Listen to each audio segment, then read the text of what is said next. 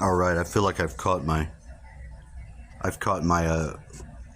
node, my one little area in my life experience, my day, where when I get synced up right, I know everything else is effortless.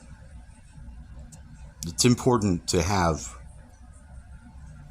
a form of effortlessness you can experience in your own environment to sync back up to the higher self and the most lowest self too, the man in the moment. So his idea of Cult of Orion, I'm not sure entirely about.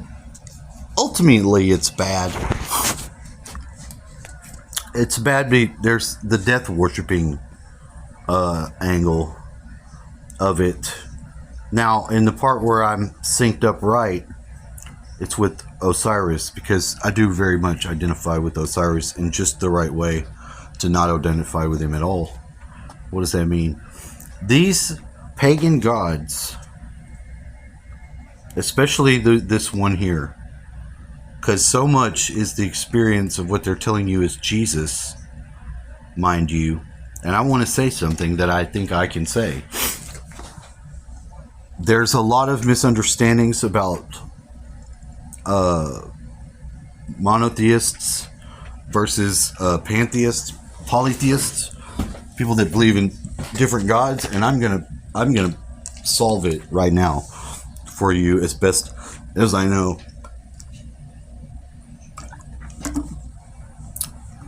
Don't think that there's many gods if you have the orientation of monotheism. They represent the gods to be like, if you're standing and facing east, you have a right and left side of your body. The left side of your body, by the time you do all your alchemy, all your psychological bullshit work, all that jazz, you integrate the Seth nature, which is, he's the guy that murders Osiris. He chops his ass up, puts him in a box. He's his brother. He's an asshole. And the god of chaos and all that shit. They don't worship the god of chaos. They understand that the angle and relationship that it plays in our life is oriented to that side of our body as we move, standing east, and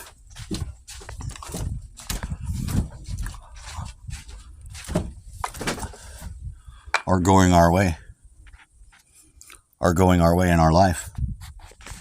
So you're going to end up having Horus on the right of you, Seth on the left. They even changed the name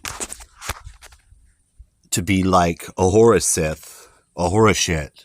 And you have Harakti. The same thing's going on with that, which it's the combination of the different forces which are at play at different stages of your transformation in your life. So you're not worshiping other gods. You're anthropomorphizing the characteristics of nature and interacting with them at the level of a human in some sort of way. So I'm going to play a little bit of this, though. Refers to the fertility of the Nile floodplain, the color of the fertile sediment being black. Now, was this cult associated with human sacrifice? Human sacrifice occurred around 5,000 years ago during Egypt's early history.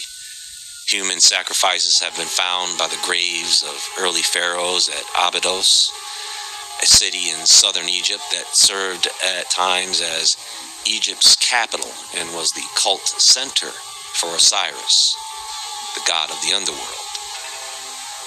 It is at Abydos where the early rulers of a unified Egypt ultimately found their final resting place. Abydos was the royal cemetery for all the rulers of the first dynasty and the last two kings of the second dynasty around 2700 BCE. All the tombs were disturbed prior to modern excavation, The royal cemetery was also seen as the burial ground of Osiris. And from 2000 BCE onwards, Egyptians made pilgrimages to Abydos where they left offerings for the god by the tens of thousands, often pottery vessels. Hence the site is also known in modern times as Mother of Pots. Okay, so the theory here is that as an offering to Osiris, they may have sacrificed some humans at this site in Abydos, or they were buried there after.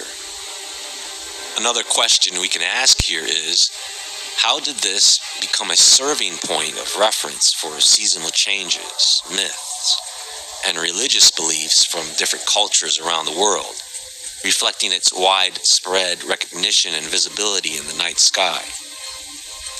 And why pyramids? Well, we do know that pyramids possess a resonating energy or shape power that is quite strong. But were these pyramid builders people or non-human entities? So if human beings were and are being fed to reptilians or some non-human entities, what would need to be in place to carry out such an operation? Well, they could have done it in World War II if the Nazis were involved in such trafficking in exchange for technology. Today, the U.S. has some of the biggest operations in the world for this. It's insane. And as you may or may not have noticed, UFOs and child trafficking have both been in the news a lot lately. But not many people have made that connection yet. I just did a video presentation about the mass alien sighting in Peru. Do you know how many times UFOs have been caught stalking school children in playgrounds? Now before, I mentioned a few locations that align with the Orion constellation. Let's take a look at this list. Of course, there is the Pyramids of Giza. There is Teotihuacan, Mexico, where the Pyramid of the Sun and the Pyramid of the Moon are said to align with Orion's belt during certain times of the year, specifically during the vernal equinox.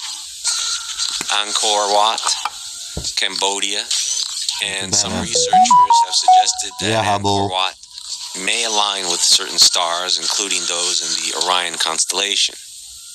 You have the Orion temples of Machu Picchu, where the temples of the sun, moon, and stars line up with Orion.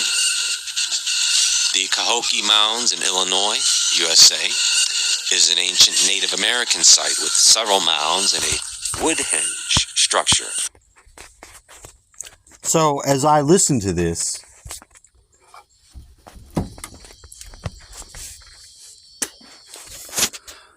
and I haven't connected that they have child trafficking and aliens. I know the aliens are in the news because of the Tic Tac bullshit. So do you. Anyone that watches that shit or is abreast of the situations.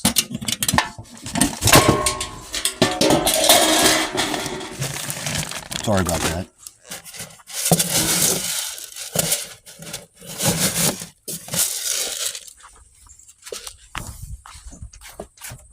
A damn corn's running out. Getting to the bottom of the barrel. Last corn got fucked off by a raccoon. We ain't had any raccoon here in a while.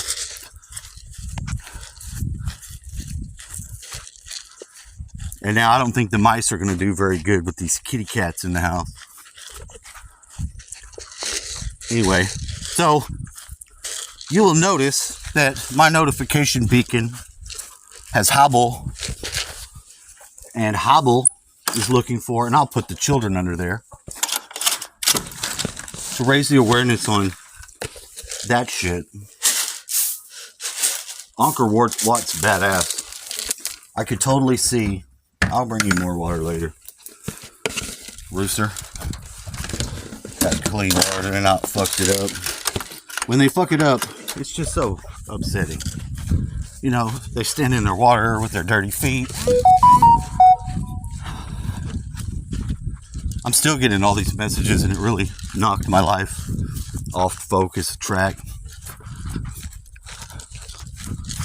Made a big bite out of my space and my attention because they're blowing me the fuck up.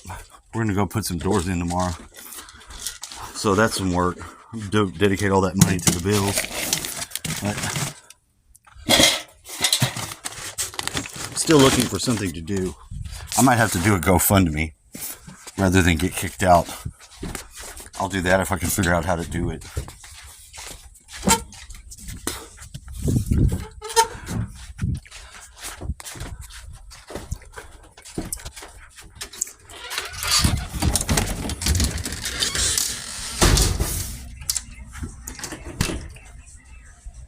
Your mama.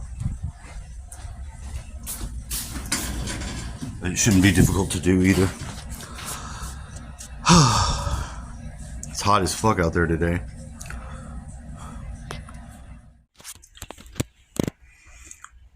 I'll just be this old wizard because I really like his hat and his glasses. And tell my story. You want to tell your story? I want to tell my story. I was dreaming last night that I had this very strange apartment and I had rented it, and I live in Houston. My ex is still in the dreams, somehow living in the apartment too. I don't understand it. The people that live with me and have like the downstairs part, whereas I've got like an upstairs area, have two very dirty children. One of them's very fat. And they both themselves were very fat people. Very rotund. Very rotund. I don't think they spoke English. We couldn't communicate worth a shit. I went out to go work or do something.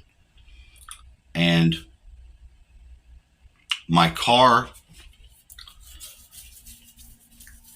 was injured. And at one period of time, I had to change the tire and I didn't have another tire. This is the front right tire.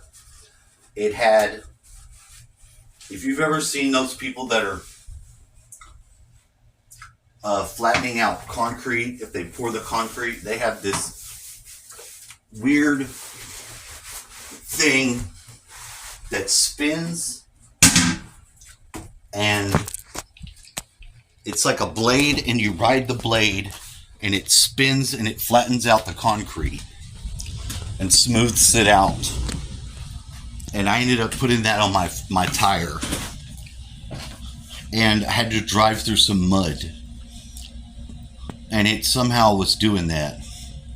And the car flipped off the overpass and was like down below. The tire came off, and